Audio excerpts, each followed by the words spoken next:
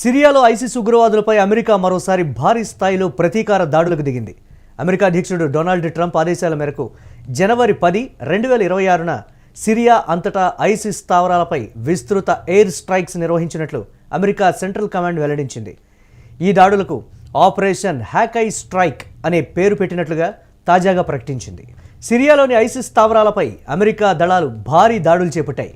గత నెల ఐసిస్ జరిపిన దాడుల్లో తమ 2 సైనికులు, 1 పౌరుడు మరణానికి ప్రతీకారంగానే ఈ దాడులు చేపట్టినట్లు యుఎస్ సెంట్రల్ కమాండ్ ప్రకటించింది. తమ పౌరులకు హాని తలపెట్టిన వారిని ప్రపంచంలో ఎక్కడ ఉన్నా వదిలిపెట్టేది లేదని హెచ్చరించింది.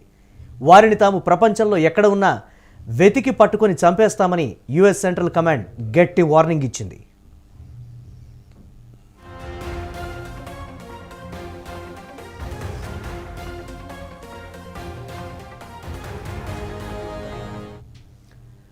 సిరియాలోని ఐసిస్ స్థావరాలపై అమెరికా భారీ దాడులు చేసింది. మిత్ర దేశాల దళాలతో కలిసి ఇస్లామిక్ స్టేట్ స్థావరాల లక్ష్యంగా విరుచుకుపడింది. ఈ మేరకు యుఎస్ సెంట్రల్ కమాండ్ ప్రకటనలో తెలిపింది. గత నెలలో ఐసిస్ జరిపిన దాడుల్లో 2 అమెరికా సైనికులు, 1 పౌరుడు చనిపోయాడని, దానికి ప్రతీకారంగానే ఈ దాడులు చేపట్టినట్లు తెలిపింది. ఎవరైనా తమ సైనికులకు హాని తలపెడితే వారు న్యాయం నుంచి తప్పించుకోవడానికి ఎంత ప్రయత్నించినా సాధ్యం కాదని పేర్కొంది. వారిని తాము ప్రపంచంలో ఎక్కడ ఉన్నా వెతికి పట్టుకొని చంపేస్తాము అంటూ యుఎస్ సెంట్రల్ కమాండ్ ఆ ప్రకటనలో పేర్కొన్నది.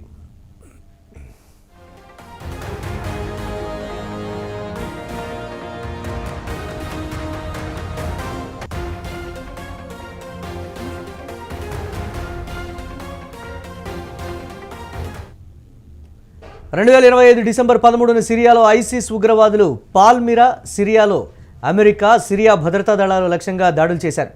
ఈ దాడుల్లో 2 అమెరికా సైనికులతో పాటు అమెరికాకు చెందిన ట్రాన్స్లేటర్ మృతి చెందాడు.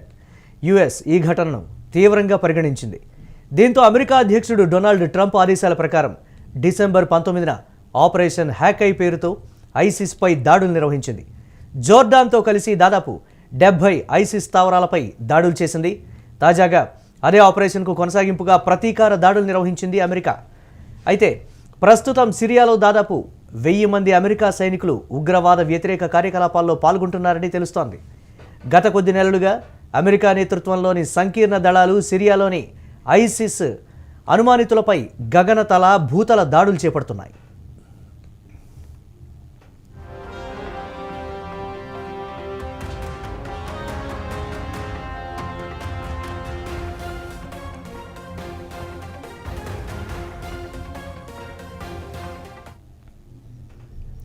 మరోవైపు సిరియాలో దశాబ్ద కాలానికి పైగా సాగిన అంతర్యుద్ధం తర్వాత 2024లో మాజీ అధ్యక్షుడు బషర్ అసద్ను తిరుగుబాటుదారులు గద్దెదించారు.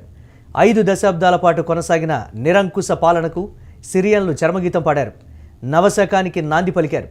ఈ నేపథ్యంలో సిరియా తాత్కాలిక అధ్యక్షుడు అహ్మద్ అల్ షరా నాయకత్వంలో సిరియా ఆర్థిక వ్యవస్థలో కీలక మార్పులు జరుగుతూ ఉన్నాయి.